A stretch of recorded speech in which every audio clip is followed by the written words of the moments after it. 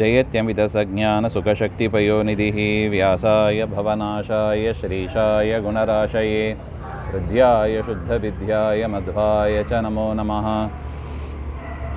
प्रथमो हनुमान् नाम द्वितीयो भीम एव च पूर्णप्रज्ञश्रुतियस्तु भगवत्कार्यसाधकः आपादमौलिपर्यन्तं गुरूणामाकृतिं स्मरेत् तेन विघ्नाः प्रणश्यन्ति सिद्ध्यन्ति च मनोरथाः।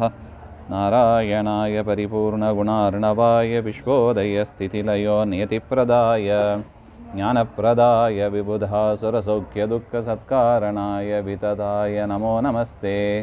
नारायणं सुरगुरुं जगदेकनाथं भक्तप्रियं सकललोकनमस्कृतं च त्रैगुण्यवर्जितमजं विभुमाध्यमीशं वन्दे भवघ्नममरासुरसिद्धवन्द्यं। नारायणं नमस्कृत्य नरं चैव नरोत्तमं देवीं सरस्वतीं व्यासं ततो जयमुदीरयेत्। कृष्णाय वासुदेवाय हरये परमात्मने प्रणतः क्लेशनाशाय गोविंदाय नमो नमः। ಶ್ರೀ ಗುರುಭ್ಯೋ ನಮಃ. ಶ್ರೀಮನ್ ಮಹಾಭಾರತ ತಾತ್ಪರ್ಯ ನಿರ್ಣಯ 9ನೇ ಅಧ್ಯಾಯದಲ್ಲಿ 41ನೇ ಶ್ಲೋಕ. ರಾಮಸ್ಯ ದೃಶ್ಯ ತ್ವನ್ಯೇಷಾಂ ದೃಶ್ಯ ಜನಕಾತ್ಮಜ ಭೂಮಿ ಪ್ರವೇಶಾದೂರ್ಧ್ವಂ ಸ್ವಾರೇಮೇ ಸಪ್ತಶತಂ ಸಮಾಹ. ಹಿಂದೆ ನೋಡಿದಂತೆ ಸುರಾನಕ ಎನ್ನುವ ಅಸುರರು ಅವರಿಗೆ ಲಕ್ಷ್ಮೀನಾರಾಯಣ ದೂರ ಹೋದರು ಅಂತ ಚಿಂತೆ ಮಾಡಿದರೆ ಮೋಕ್ಷ ಆಗೋದಿಲ್ಲ, ಒಟ್ಟಿಗೆ ಇದ್ದಾರೆ ಅಂತ ತಿಳ್ಕೊಂಡಿದ್ರೆ ಮೋಕ್ಷ. ಇದು ಬ್ರಹ್ಮದೇವರ ವರ. ಅದರಿಂದ ಬ್ರಹ್ಮದೇವರ ವರವನ್ನು ಅರಿತಿದ್ದ ಪರಮಾತ್ಮ ಏನು ಮಾಡಿದ, ಅವರನ್ನು ದೂರ ಸರಿಸಬೇಕು ಅಂತ ಹೇಳಿ ಲಕ್ಷ್ಮೀದೇವಿಯನ್ನು ಅಂದರೆ ಸೀತಾದೇವಿಯನ್ನು ಒಂದು ರೂಪದಲ್ಲಿ ಜೊತೆಗೆ ಇದ್ದರೂ ಕೂಡ ಮತ್ತೊಂದು ರೂಪದಿಂದ ದೂರ ಹೋಗುವಂತೆ ಮಾಡಿ ಅವರು ವಾಲ್ಮೀಕಿಗಳ ಅವರ ಆಶ್ರಮದಲ್ಲಿ ಇದ್ದಾರೆ. ಆಮೇಲೆ ಭೂಮಿಯನ್ನು ಕೂಡ ಪ್ರವೇಶ ಮಾಡ್ತಾ ಇದ್ದಾರೆ. ರಾಮಸ್ಯ ದೃಶ್ಯಾತು ಅನ್ಯೇಷಾಂ ಅದೃಶ್ಯ. ಆ ಸೀತಾಮಾತೆ ಯಾರಿಗೆ ಕಾಣಿಸ್ತಾ ಇದ್ದಳು? ರಾಮನಿಗೆ ಮಾತ್ರ. ರಾಮಸ್ಯ ದೃಶ್ಯ, ರಾಮನ ಕಣ್ಣಿಗೆ ಬೀಳ್ತಾ ಇದ್ರು. ಅನ್ಯೇಷಾಂ ಅದೃಶ್ಯ ಅಂದರೆ ಬೇರೆಯವರಿಗೆ ಕಾಣಿಸೋದೇ ಇಲ್ಲ. ಆ ರೀತಿಯಾಗಿ ಜನಕಾತ್ಮಜ ಇದ್ದರು. ಭೂಮಿ ಪ್ರವೇಶಾದ್ ಊರ್ಧ್ವಂ, ಭೂಮಿ ಪ್ರವೇಶ ಮಾಡಲಿಕ್ಕೆ ಮುಂಚೆ 700 ವರ್ಷ ಅವರು ರಾಮನ ಜೊತೆಗೆ ಇದ್ದು ಬೇರೆಯವರಿಗೆ ಕಾಣಿಸದೆ ಪರಮಾತ್ಮನ ಜೊತೆಗೆ ವಿಹಾರ ಮಾಡುತ್ತಾ ಅಲ್ಲೇ ಇದ್ದರು ಅಂತ ಅರ್ಥ. ತದನಂತರ ಭೂಮಿ ಪ್ರವೇಶ ಮಾಡಿದರು ಒಂದು ರೂಪದಿಂದ ಅಂತ. ಏವಂ ವಿಧಾನ್ಯಗಣಿತಾನಿ ಜನಾರ್ದನಸ್ಯ ರಾಮಾವತಾರ ಚರಿತಾನಿ ತದನ್ಯಪುಂಭಿಃ ಶಕ್ಯಾನಿ ನೈವ ಮನಸಾಪಿ ಹಿತಾನಿ ಕರ್ತುಂ ಬ್ರಹ್ಮೇಶ ಶೇಷಪುರುಹೂತ ಮುಖೈಸುರೈಶ್ಚ. ಏವಂ ರಾಮಾವತಾರ ಕಥಾಂ ವಿಸ್ತಾರೇಣ ಉಕ್ತ ಉಪಸಂಹರತಿ. ಈ ರೀತಿಯಾಗಿ ರಾಮಾಯಣ ಕಥೆಯನ್ನು ವಿಸ್ತಾರವಾಗಿ ಹೇಳಿ ಈಗ ಉಪಸಂಹಾರ ಮಾಡ್ತಾ ಇದ್ದಾರೆ, ಮುಗಿಸ್ತಾ ಇದ್ದಾರೆ ಅಂತ ಅರ್ಥ. ಅಂತಹ ಪರಮಾತ್ಮನ ಜನಾರ್ದನ ವಿಷ್ಣುವಿನ ಈ ರೀತಿಯಾದ ಅಗಣಿತಾನಿ, ಲೆಕ್ಕಕ್ಕೆ ಬಾರದಷ್ಟು ಮಹಾ ಅದ್ಭುತ ಕರ್ಮಗಳು ಮನುಷ್ಯರಿಂದ ಮನಸಾಪಿ ಸ್ಮರಣಂ ಕರ್ತುಂ ಅಶಕ್ಯಾನಿ, ಮನಸ್ಸಿನಲ್ಲಿ ಕೂಡ ನಾವು ಚಿಂತನೆ ಮಾಡಲಿಕ್ಕೆ ಆಗೋದಿಲ್ಲ ಅಂತಹ ಅದ್ಭುತ ಕರ್ಮಗಳು. ಒಂದು ಉದಾಹರಣೆ ನೋಡುವುದಾದರೆ ರಾಮ ಸೀತಾನ್ವೇಷಣಕ್ಕಾಗಿ ಸೀತೆಯನ್ನು ಸ್ವಯಂವರಕ್ಕಾಗಿ ಬಂದಾಗ ಬಿಲ್ಲನ್ನು ಮುರಿದದ್ದು. ಬೇರೆಯವರಿಂದ ಅಗಳಿಸ್ಲಿಕ್ಕೂ ಆಗಲ್ಲ ಆ ಬಿಲ್ಲನ್ನು. ಪರಮಾತ್ಮ ಎತ್ತಿದ, ಹಗ್ಗ ಕಟ್ಟಿದ, ಮುರಿದೋಯ್ತು. ಎಂಥ ಶಕ್ತಿ ಪರಮಾತ್ಮನದ್ದು. ಬೇರೆಯವರಿಂದ ಮನಸಾ ಕೂಡ ಚಿಂತನೆ ಮಾಡಲಿಕ್ಕೆ ಸಾಧ್ಯ ಆಗದೇ ಇರುವುದು. ರಾಮಾವತಾರ ಕೃತಾನಿ ಚರಿತಾನಿ, ಈ ರೀತಿಯಾಗಿ ಅದ್ಭುತವಾದ ಪರಮಾತ್ಮನ ಚರಿತೆ ಅದು, ಅವತಾರದ ವರ್ಣನೆ ಅದು. ಬ್ರಹ್ಮರುದ್ರೇಂದ್ರಾದಿಭಿಃ ದೇವೈಃ ಮನಸಾ ಕರ್ತುಂ ಅಶಕ್ಯಾನಿ. ಆ ರಾಮಾವತಾರದಲ್ಲಿ ಪರಮಾತ್ಮ ಏನು ಮಾಡಿದ, ಅದು ಬ್ರಹ್ಮ, ಇಂದ್ರ, ರುದ್ರ ಇವೇ ಮೊದಲಾದ ದೇವತೆಗಳಿಂದ ಮನಸಾ ಕರ್ತುಂ ಅಶಕ್ಯಾನಿ. ಶರೀರದಿಂದ ಅಲ್ಲ, ಮಾತಿನಿಂದ ಅಲ್ಲ, ಮನಸ್ಸಿನಿಂದಲೂ ಕೂಡ ಮಾಡಲಿಕ್ಕೆ ಸಾಧ್ಯ ಆಗದೇ ಇರತಕ್ಕ ಕಾರ್ಯಗಳದು ಅಂತ ಹೇಳ್ತಾ ಇದ್ದಾರೆ. ಅಂಥ ಅದ್ಭುತವಾದ ಕರ್ಮಗಳನ್ನು ಪರಮಾತ್ಮ ಮಾಡಿ ಅನುಗ್ರಹವನ್ನು ಮಾಡಿದ, ಲೋಕವನ್ನು ರಕ್ಷಣೆ ಮಾಡಿದ ಅಂತ. ತಸ್ಯೈವ ಅಬ್ಜಭವ ಲೋಕ ಸಮಾಮಿಮಾಂ ಕ್ಷ್ಮಾಂ ಕೃತ್ವಾನುಶಾಸತ ಉದೀಕ್ಷ್ಯ ಗುಣಾಂಧರಾಯಾಃ ವೈಶೇಷ್ಯಮಾತ್ಮಸದನಸ್ಯ ಹಿ ಕಾಂಕ್ಷಮಾನಾ ವೃಂದಾರಕ ಕಮಲಜಂ ಪ್ರತಿ ತಚ್ಚಶಂಸುಃ. ಅಬ್ಜಭವಸ್ಯ ಲೋಕಸ್ಯ ಸಮಾಂ ಅಂದರೆ ಪರಮಾತ್ಮ 13,000 ವರ್ಷ ರಾಜ್ಯಭಾರ ಮಾಡಿದ ಅಂತ ನೋಡಿದ್ದೀವಿ. ಆಗ ಭೂಮಿ ಹೇಗಿತ್ತು ಹಾಗೆ ಅಂದರೆ ಧರ್ಮದಿಂದ ರಾಜ್ಯ ಪರಿಪಾಲನೆ ಮಾಡಿದ ಅಂತ ನೋಡಿದ್ದೀವಿ. ಸತ್ಯಲೋಕದಂತೆ ಇತ್ತಂತೆ, ಸತ್ಯಲೋಕ ಸದೃಶವಾಗಿ ಇತ್ತು. ಸತ್ಯಲೋಕದಲ್ಲಿ ಅಷ್ಟೇ ಶುದ್ಧವಾದ ಧರ್ಮಾಚರಣೆಯಿಂದ ಜನರು ಹೈಲಿ ಡಿಸಿಪ್ಲಿನ್ಡ್ ಅಂತ ಹೇಳ್ತಾರೆ ನೋಡಿ, ಭಾರಿ ಶಿಸ್ತಾಗಿ ಜನರು ಇರ್ತಾರೆ, ಅಂತಹ ಶುದ್ಧ ಜನರು. ಆ ರೀತಿಯಾಗಿ ಭೂಮಿ ಆಗಿತ್ತು ಅಂತ ಹೇಳ್ತಾ ಇದ್ದಾರೆ. ಭೂಮಿಂ ಕೃತ್ವ ಅನುಶಾಸತಃ ಶಾಸನೆ ಮಾಡುತ್ತಾ ರಾಮ ಧರಾಯ ಗುಣೀನ್ ಉದೀಕ್ಷ್ಯ ಭೂಮಿದೇವಿಯ ಈ ಒಂದು ಗುಣವನ್ನು ಕಂಡು ದೇವತೆಗಳು ಏನು ಮಾಡಿದರು? ದೇವಾ ಭೂಮ್ಯಪೇಕ್ಷೆಯ ಆತ್ಮಸದನಸ್ಯ ಸ್ವರ್ಗಾದೇಹೇ ವೈಶೇಷ್ಯಂ ಸ್ವರ್ಗಾದಿಗಳಿಗಿಂತ ವಿಶಿಷ್ಟವಾದದ್ದಿದು. ಹೇಗಾಗಿತ್ತು? ಸ್ವರ್ಗಾದಿಗಳಿಗಿಂತ ವಿಶಿಷ್ಟವಾಗಿ ಭೂಮಿ ಇತ್ತು. ಅಂತಹ ಭೂಮಿಯನ್ನು ಕಂಡು ಕಮಲಜಂ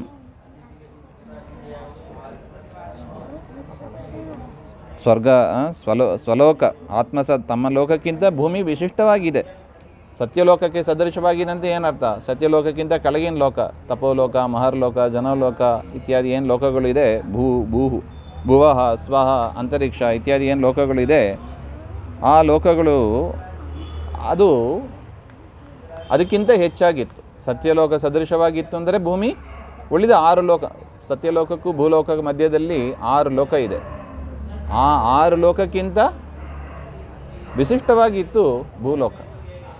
ಅದರಿಂದ ತಮ್ಮ ಲೋಕದ ಒಂದು ಉನ್ನತಿಯನ್ನು ಬಯಸತಕ್ಕ ಆ ದೇವತೆಗಳೆಲ್ಲ ಏನು ಮಾಡಿದರು? ಬ್ರಹ್ಮದೇವರ ಹತ್ರ ಹೋಗಿ ಪ್ರಾರ್ಥನೆ ಮಾಡಿದರು. ತಮ್ಮ ಲೋಕ ಉತ್ತಮ ಲೋಕ, ಅದು ಭೂಮಿ ದೊಡ್ಡದಾಯ್ತಲ್ಲ ಹಾಗೆ ಅಂತ. ಅದರಿಂದ ಬ್ರಹ್ಮಾದಿ ದೇವತೆಗಳ ಹತ್ರ ಹೋಗಿ ಬ್ರಹ್ಮದೇವರ ಹತ್ರ ಹೋಗಿ ಪ್ರಾರ್ಥನೆ ಮಾಡ್ತಾರೆ. ಬ್ರಹ್ಮಾಣಂ ಪ್ರತಿ ಶಶಂಸುಹು ವಿಜ್ಞಾಪನೆ ಮಾಡಿದರು ದೇವತೆಗಳು. ಏನಂತ? ಆಮಂತ್ರೇತೈ ಸಹ ವಿಭೋರ್ ಭಗವತ್ ಪ್ರಯಾಣಂ ಸ್ವೀಯಾಯ ಸದ್ಮನಯ್ಯೇಷ ದಿದೇಶ ಚಾಶು ರುದ್ರಂ ಸ್ವಲೋಕ ಗಮನಾಯ ರಘುತ್ತಮಸ್ಯ ಸಂಪ್ರಾರ್ಥನೆ ಸಚ ಸಮೇತ್ಯ ವಿಭುಂ ಯಯಾಚೆ. ವಿಭು ಬ್ರಹ್ಮ ದೇವೈಹಿ ದೇವತೆಗಳಿಂದ ಆಮಂತ್ರ್ಯ ದೊಡ್ಡ ಮೀಟಿಂಗ್ ಮಾಡಿದರು. ಮೀಟಿಂಗ್ ಮಾಡಿ ಏನು ತೀರ್ಮಾನ ಮಾಡಿದರು? ರಾಮ ಇದ್ದದ್ದಕ್ಕೆ ಭೂಲೋಕಕ್ಕೆ ಇಷ್ಟು ವೈಶಿಷ್ಟ್ಯ ಬಂತು, ರಾಮ ಇದ್ದದ್ದಕ್ಕೆ ಭೂಮಿಗೆ ಇಷ್ಟು ವೈಶಿಷ್ಟ್ಯ. ಅದರಿಂದ ರಾವಣಾದಿ ಸಂಹಾರ ಎಲ್ಲ ಆಗಿದೆ, ಭೂಮಿ ಸುರಕ್ಷಿತವಾಗಿದೆ, ಸಾಕು ನೀನು ಭೂಮಿಗೆ ವೈಕುಂಠಕ್ಕೆ ಬರಬೇಕು ಅಂತ ಪರಮಾತ್ಮನನ್ನು ಕರೀಬೇಕು ವಾಪಸ್ ಹಾಗೆ ಅಂತ ಆ ಮೀಟಿಂಗಲ್ಲಿ ದೇವತೆಗಳೆಲ್ಲ ತೀರ್ಮಾನ ಮಾಡಿದರು. ವಿಚಾರ್ಯ ಸ್ವಕೀಯಾಯ ಸದ್ಮನೆ ತನ್ನ ಮನೆಗೆ ಪರಮಾತ್ಮ ಮರಳಿ ಬರಬೇಕು ಹಾಗೆ ಅಂತ ಸ್ವಲೋಕಂ ಪ್ರತಿ ಪ್ರಯಾಣಂ ಐಚ್ಛತ್ ಬಯಸಿದರು. ಅನಂತರ ಹೀಗೆ ಪರಮಾತ್ಮನ ಹತ್ರ ಹೋಗಿ ವಿಜ್ಞಾಪನೆ ಮಾಡಬೇಕು. ನೋಡಿ, ದೇವತೆಗಳು ಪ್ರಾರ್ಥನೆಗೆ ತಕ್ಕಂತೆ ದೇವರು ಮಾಡ್ತಾನೆ. ಭೂಮಿಗೆ ಬಾ ಅಂತ ಪ್ರಾರ್ಥನೆ ಮಾಡಿದ್ದು ಯಾರು?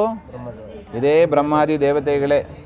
ಯಾಕೆ? ಅಂತಹ ದುಷ್ಟ ರಾಕ್ಷಸರು ಇದ್ದಾರೆ. ಬ್ರಹ್ಮದೇವರ ವರದಿಂದ, ರುದ್ರದೇವರ ವರದಿಂದ ಅವರು ಗರ್ವಿತರಾಗಿ ದುಷ್ಟ ಜನರು ಸಜ್ಜನರಿಗೆ ಪೀಡೆಯನ್ನು ಕೊಡ್ತಾರೆ. ಅದರಿಂದ ಬ್ರಹ್ಮಾದಿ ದೇವತೆಗಳು ಹೋಗಿ ಪರಮಾತ್ಮನ ಹತ್ರ ಪ್ರಾರ್ಥನೆ ಮಾಡಿದರು. ದೇವರು ಬಂದು ದುಷ್ಟರನ್ನೆಲ್ಲ ಸಂಹಾರ ಮಾಡಿದ. ಭೂಮಿ ಏನಾಯಿತು? ಸತ್ಯಲೋಕ ಸದೃಶವಾಯಿತು. ಮತ್ತೆ ದೇವತೆಗಳು ಪ್ರಾರ್ಥನೆ ಮಾಡಿದರು, ಸ್ವಾಮಿ ಸಾಕು. ಒಂದು ರೀತಿಯಲ್ಲಿ ಭಕ್ತರ ಅಧೀನ ಅಂತ ದೇವರು ಹೆಂಗೆ ತೋರಿಸಿಕೊಡ್ತಾನೆ ನೋಡಿ. ಭಕ್ತಪರಾಧೀನ ಅಂತ. ಪರಮಾತ್ಮನನ್ನು ವಾಪಸ್ ಕರೀಬೇಕು. ಯಾರು ಹೋಗೋದು? ಬ್ರಹ್ಮದೇವರು ರುದ್ರದೇವರನ್ನು ಕಳಿಸ್ತಾರೆ. ಯಾವ ರೂಪದಿಂದ? ರುದ್ರ ರೂಪನಾಗಿಯೇ ಬರ್ತಾರೆ, ಮೂಲ ರೂಪದಿಂದ. ಅನಂತರಂ ರಘುತ್ತಮಸ್ಯ ಸ್ವಲೋಕ ಗಮನಾರ್ಥಂ ಸಂಪ್ರಾರ್ಥನೆ ದೇವರಲ್ಲಿ ಪ್ರಾರ್ಥನೆ ಮಾಡುವುದಕ್ಕಾಗಿ ರುದ್ರಂ ದಿದೇಶ ಬ್ರಹ್ಮದೇವರು ರುದ್ರದೇವರಿಗೆ ಆದೇಶ ಮಾಡಿದರು. ಸಚ ರುದ್ರ ವಿಭುಂ ಆ ರುದ್ರದೇವರಾದರು ರಾಮನ ಹತ್ರ ಬಂದು ಪ್ರಾರ್ಥನೆಯನ್ನು ಮಾಡಿದರು ಅಂತ ಹೇಳ್ತಾ ಇದ್ದಾರೆ.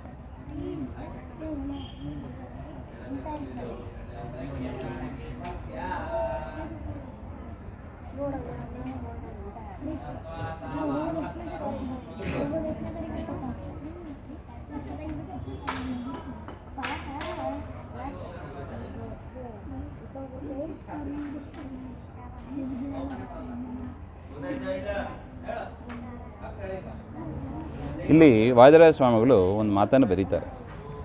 ಬ್ರಹ್ಮದೇವರು ಸ್ವತಃ ತಾವು ಯಾಕೆ ಹೋಗಲಿಲ್ಲ? ಯಾಕೆ ರುದ್ರದೇವರನ್ನ ಕಳಿಸಿದರು? ಹಾಗೆ ಅಂದರೆ ಮಹತ್ ಸಾಮ್ರಾಜ್ಯಾತ್ ರಾಮಸ್ಯ ಪ್ರಚ್ಯವಾನೆ ಅಪರಾಧ ಅಪಿ ಸ್ಯಾತ್.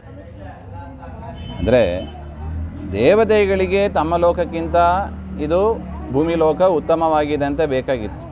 ಅದರಿಂದ ಬ್ರಹ್ಮದೇವರು ತಮ್ಮ ಲೋಕಕ್ಕೆ ಸದೃಶವಾಗಿ ಇದೆ.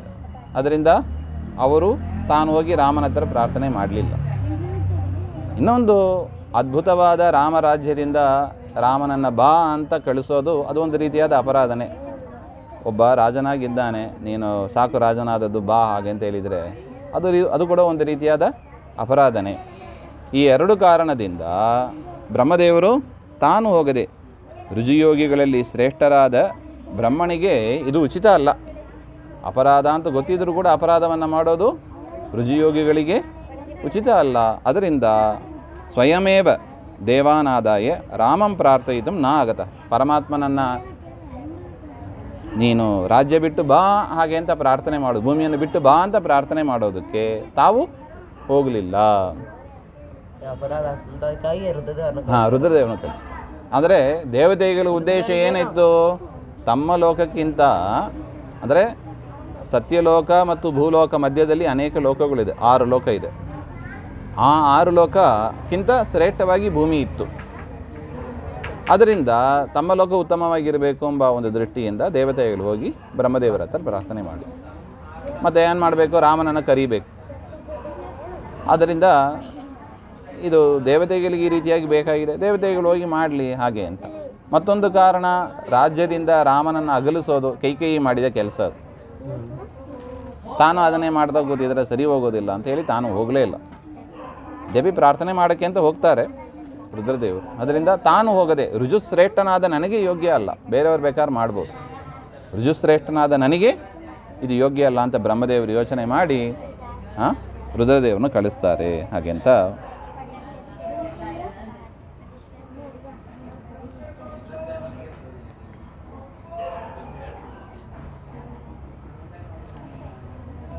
ಏಕಾಂತಮೇತ್ಯ ರಘುಪೇನ ಸಮಸ್ತಕಾಲೋ ರುದ್ರೋ ಜಗಾದವಚನಂ ಜಗತೋ ವಿಧಾತುಃ ವೈಶೇಷ್ಯಮಾತ್ಮಸದನಸ್ಯ ಹಿ ಕಾಂಕ್ಷಮಾನಾಸ್ತ್ವಾತ್ಮರ್ಥಯಂತಿ ವಿಬುಧಾ ಸಹಿತಾ ವಿಧಾತ್ರ. ಬ್ರಹ್ಮದೇವರು ಕೂಡ ರುದ್ರದೇವರು ಕೂಡ ಪರಮಾತ್ಮ ಏಕಾಂತದಲ್ಲಿ ಹೋಗುವಾಗ ಬರ್ತಾರೆ. ಅಯೋಧ್ಯೆಗೆ ಬಂದು ಪರಮಾತ್ಮನ ಹತ್ರ ಪ್ರಾರ್ಥನೆ ಮಾಡ್ತಾ ಇದ್ದಾರೆ.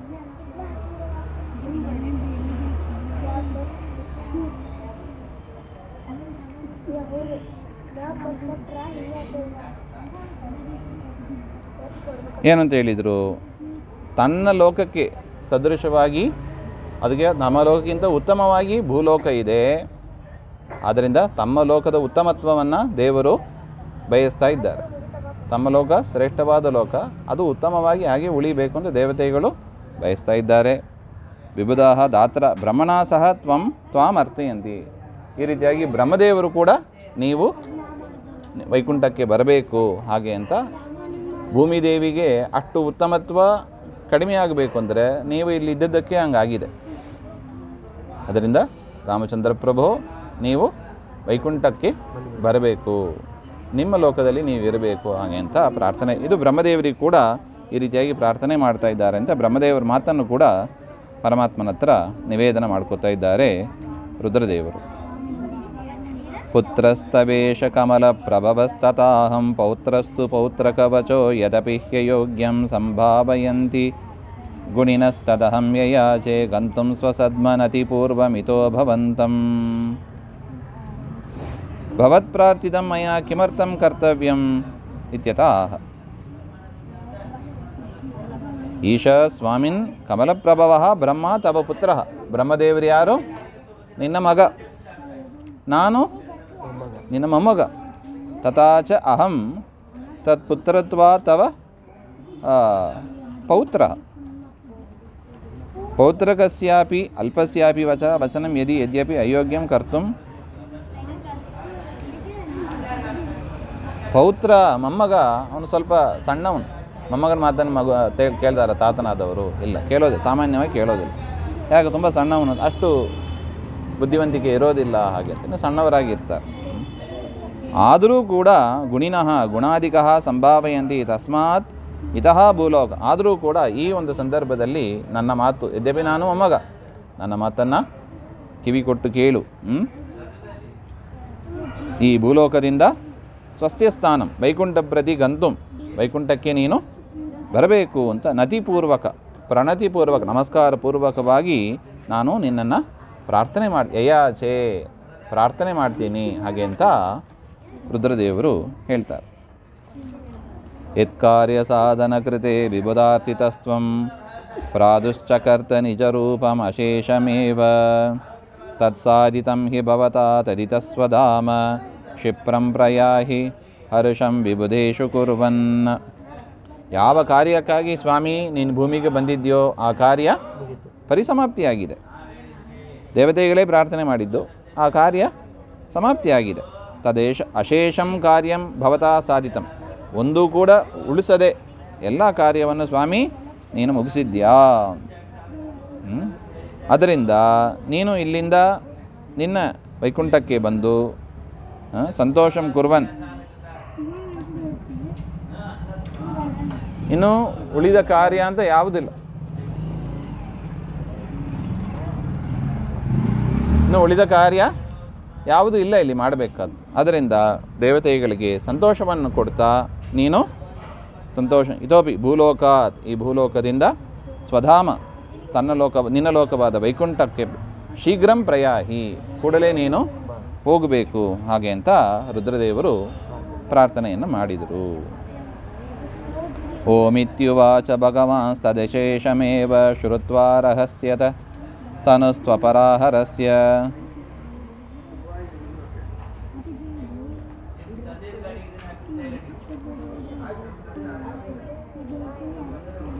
ದುರ್ವಾಸನಾಮ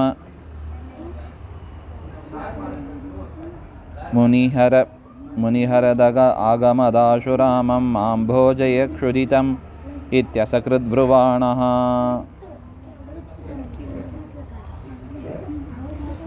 ರಹಸಿ ತದಶೇಷಂ ಶ್ರುತ್ವ, ರಾಮಚಂದ್ರ ದೇವರು ಕೂಡ ಆ ರುದ್ರದೇವರ ಎಲ್ಲವನ್ನು ಕೇಳಿ ಓಂ ಅಂತ ಒಪ್ಕೋತಾರೆ. ಓಂ ಅಂತ ಹೇಳೋದು ಒಪ್ಕೊಂಡಂತೆ ಆಯಿತು. ಓಮಿತ್ಯುವಾಚ ಒಪ್ಕೊಂಡ ಮೇಲೆ ಆಯಿತು ಅಂತ ರುದ್ರದೇವರು ಅಲ್ಲಿಂದ ಹೋಗ್ತಾರೆ. ಸಂವಾದ ನಂತರಂ ಕ್ಷುದಿತಂ, ತದನಂತರ ದುರ್ವಾಸರು ಅಲ್ಲಿಗೆ ಬರ್ತಾರಂತೆ ರಾಮನ ಹತ್ರ. ಯಾರು ಬಂದರು? ದುರ್ವಾಸರು. ಅವರು ಯಾರು? ರುದ್ರದೇವರ ಅವತಾರನೇ. ಭೂಮಿಯಲ್ಲಿ ಇರತಕ್ಕ ರುದ್ರದೇವರ ಮತ್ತೊಂದು ಅವತಾರ ಅಂದರೆ ದುರ್ವಾಸರು. ಅವರಲ್ಲಿಗೆ ಬಂದರಂತೆ. ರುದ್ರದೇವರು ಹೋದ ಮೇಲೆ ಏನಂತ ಹೇಳಿದರು? ಕ್ಷುಧಾಯುಕ್ತಂ ಮಾಂ ಭೋಜಯ ಇತಿ ಅಸಕೃತ್ ಪುನಃ ಪುನಃ ಬ್ರುವಾಣಃ. ದುರ್ವಾಸನಾಂನ ಯುನಕ್ತಿ ಇತಿ ತಯಾ ಯುಕ್ತ ದುರ್ವಾಸನಾಂನ ಇತ್ಯರ್ಥಃ.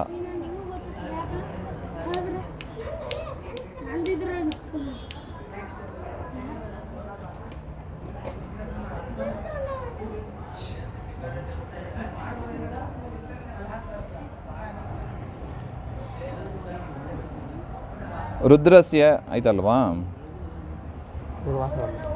ದುರ್ವಾಸರು ಬಂದರು. ಅವರು ನೋಡು, ಅವರ ಹೆಸರೇ ಏನು ಹೇಳ್ತಾ ಇದೆ? ದುರ್ವಾಸ ನಾಮ್ನ. ಅವ್ರ ಜೊತೆಗೆ ವಾಸ ಮಾಡೋದು ಕಷ್ಟ.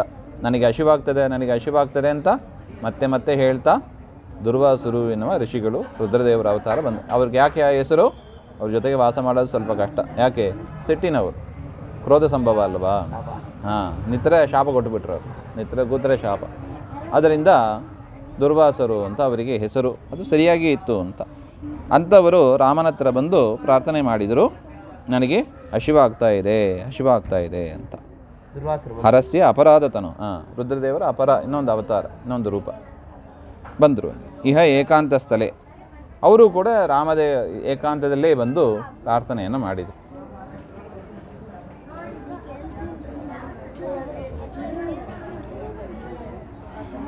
ಇಹ ಏಕಾಂತ ಸ್ಥಳೇ ಆಶು ರಾಮಂ ಪ್ರತಿ ಅಗಮತ್, ಏಕಾಂತದಲ್ಲಿ ಬಂತು ಮತ್ತು ಹೇಳಿದರು, ಸಿದ್ಧಂ ನ ದೇಯಮುತ ಸಾಧ್ಯವಪೀತಿ ವಾಚಂ ಶ್ರುತ್ವಾಸ್ಯ ವಾಕ್ಯ ಸಮಯ ಜಾತ ಮುರುಸ್ವಹಸ್ತಾತ್ ಅನ್ನಂ ಚತುರ್ಗುಣಮದಾತ್ ಅಮೃತೋಪಮಾನಂ ರಾಮಸ್ತದಾಪ್ಯ ಬುಭುಜೇಥ ಮುನಿಸ್ಸು ತುಷ್ಟಃ.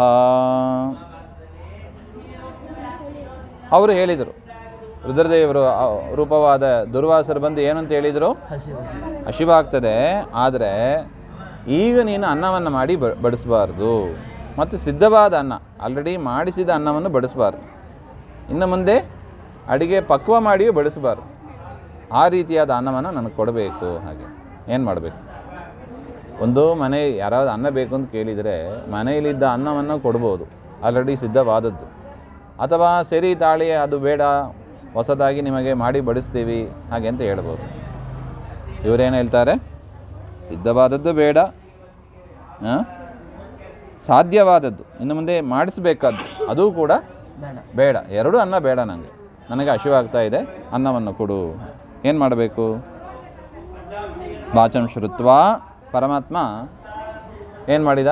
ಸ್ವಹಸ್ತ ತನ್ನ ಕೈಯಿಂದಲೇ ಚತುರ್ಗುಣಯುತಂ ಭಕ್ಷ್ಯಭೋಜ್ಯ ಲೇಹ್ಯ ಪೇಯ ಎನ್ನತಕ್ಕ 4 ವಿಧವಾದ ಅನ್ನಗಳನ್ನು ತತ್ಕಾಲದಲ್ಲಿ ಅಮೃತ ಸದೃಶವಾದ ಆ ಅನ್ನವನ್ನು ಸೃಷ್ಟಿ ಮಾಡಿ ಪರಮಾತ್ಮ ದುರ್ವಾಸರಿಗೆ ಕೊಟ್ಟ ಅಂತ ಹೇಳ್ತಾ ಇದ್ದಾರೆ.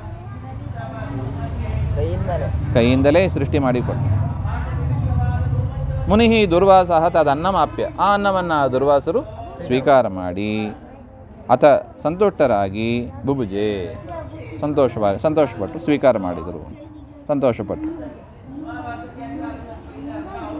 ಅತ್ಯಂತ ಸಂತೋಷದಿಂದ ಸ್ವೀಕಾರ ಮಾಡಿದರು ಅಂತ ಹೇಳ್ತಾ ಇದ್ದಾರೆ. ತೃಪ್ತೋ ಯಯೌ ಚ ಸಕಲಾನ್ ಪ್ರತಿಕೋಪಯಾನಃ ಕಶ್ಚಿನ್ನಮೇರ್ಥಿತವರಂ ಪತಿದಾತುಮೀಶಃ ಏವಂ ಪ್ರತಿಜ್ಞಕೈರಿಷಿಃ ಸಹಿ ತತ್ಪ್ರತಿಜ್ಞಾ ಮೋಘಾಂಚಕಾರ ಭಗವಾನ್ ನತು ಕಶ್ಚಿದನ್ಯಃ. ತೃಪ್ತೋ ಯಯೌ, ಆ ಊಟವನ್ನು ಮಾಡಿ ಸಂತೋಷದಿಂದ ಸನ್ಯಾಸಿಗಳು ಅಲ್ಲಿಂದ ಹೊರಟು ಹೋದರು, ದುರ್ವಾಸರು ಕೂಡ. ಸಕಲಾನ್ ಪ್ರತಿಕೋಪಯಾನಃ, ಎಲ್ಲ ಕಡೆ ಸಿಟ್ಟು ಅವರಿಗೆ, ಎಲ್ಲರ ಮೇಲೂ ಸಿಟ್ಟು. ಯಾಕೆ? ಕಶ್ಚಿನ್ನಮೇ ಅರ್ಥಿತವರಂ ಪ್ರತಿದಾತು ಮೀಶಃ, ಯಾರೂ ಕೂಡ ನಾನು ಕೇಳಿದ ರೀತಿಯಲ್ಲಿ ಅನ್ನವನ್ನು ಕೊಡಲು ಸಮರ್ಥರಾಗಲಿಲ್ಲ. ಸಿದ್ಧವಾದದ್ದು ಆಗಿರಬಾರ್ದು, ಸಾಧ್ಯವಾದದ್ದು ಆಗಿರಬಾರ್ದು. ಅಂಥ ಅನ್ನವನ್ನು ಕೊಡಿ ಅಂದರೆ ಬೇರೆಯವ್ರು ಕೊಡ್ಲಿಕ್ಕೆ ಸಾಧ್ಯನಾ? ಬೇರೆಯವರಿಂದ ಕೊಡ್ಲಿಕ್ಕೆ ಆಗಿಲ್ಲ. ಅದರಿಂದ ಎಲ್ಲರೂ ಎತ್ತಿಬಿಟ್ಟು ಕೈ ಎತ್ತಿ ನಮಸ್ಕಾರ ಮಾಡಿಬಿಟ್ಟು ಸ್ವಾಮಿ ಆಗೋದಿಲ್ಲ ಹಾಗೆ ಅಂತ. ಆಗೋದಿಲ್ಲ ಅಂತ ಹೇಳಿದಾಗ ಸಿಟ್ಟು ಬರ್ತದೆ ಇವರಿಗೆ. ಈ ರೀತಿಯಾಗಿ ಆದರೆ ಪರಮಾತ್ಮನ ಹತ್ರ ಬಂದಾಗ ಏನು ಮಾಡಿದರು? ಇವರ ಒಂದು ಪ್ರಾರ್ಥನೆಯನ್ನು ಮನ್ನಿಸಿ ತತ್ಕಾಲದಲ್ಲಿ ಅನ್ನವನ್ನು ಸೃಷ್ಟಿ ಮಾಡಿ ಕೊಟ್ಟದ್ದರಿಂದ ಅವರಿಗೆ ಭಾರಿ ಸಂತೋಷ ಆಯಿತು. ಏವಂ ಪ್ರತಿಜ್ಞಾಗ ಋಷಿ, ಅವರು ಪ್ರತಿಜ್ಞೆಯನ್ನೇ ಮಾಡಿದರಂತೆ, ನನ್ನ ವರವನ್ನು ಯಾರೂ ಕೂಡ ಪೂರ್ಣ ಮಾಡಲು ಸಾಧ್ಯ ಇಲ್ಲ ಹಾಗೆ ಅಂತ, ಅಂತಹ ಒಂದು ಪ್ರತಿಜ್ಞೆ ಇದು ಹಾಗೆ ಅಂತ ಹೇಳಿದರು. ಆದರೆ ಪರಮಾತ್ಮ ಮಾತ್ರ ಏನು ಮಾಡಿದ? ತತ್ ಪ್ರತಿಜ್ಞಾ ಮೋಘಾಂ ಚಕಾರ, ಆ ಪ್ರತಿಜ್ಞೆ ವ್ಯರ್ಥ ಅಂತ ಮಾಡಿದ. ಆ ರೀತಿಯ ನೀವೇನು ಮಾಡಿದಿರಿ? ಯಾರೂ ಕೂಡ ನಿಮಗೆ ಅಂಥ ಒಂದು ವರವನ್ನು ಪ್ರತಿಜ್ಞೆಯನ್ನು ಪೂರ್ಣ ಮಾಡಲಿಕ್ಕಾಗಲ್ಲ ಅಂತ ನೀವೇನು ಹೇಳ್ತಾ ಇದ್ದೀರಿ, ಅದು ವ್ಯರ್ಥ. ನೋಡಿ ನಾನು ಕೊಡ್ತೀನಿ ನೋಡಿ ಅಂತ ಪರಮಾತ್ಮ ಕೊಟ್ಟು ಅವರ ಪ್ರತಿಜ್ಞೆಯನ್ನು ಕೂಡ ಮೋಹ ಮಾಡಿದ. ತತ್ ಪ್ರತಿಜ್ಞಾಂ ಮೋಘಾಂಚಕಾರ ಭಗವಾನ್ ನತು ಕಶ್ಚಿತ್ ಅಂತ. ಆ ಪರಮಾತ್ಮ ಯಾರು? ಭಗವಂತನೇ. ಭಗವಂತನಿಟ್ಟು ಬೇರೆ ಯಾರಿಂದ ಮಾಡಲಿಕ್ಕೆ ಸಾಧ್ಯ? ಯಾರಿಂದಲೂ ಮಾಡಲಿಕ್ಕೆ ಸಾಧ್ಯ ಇಲ್ಲ ಅಂತ.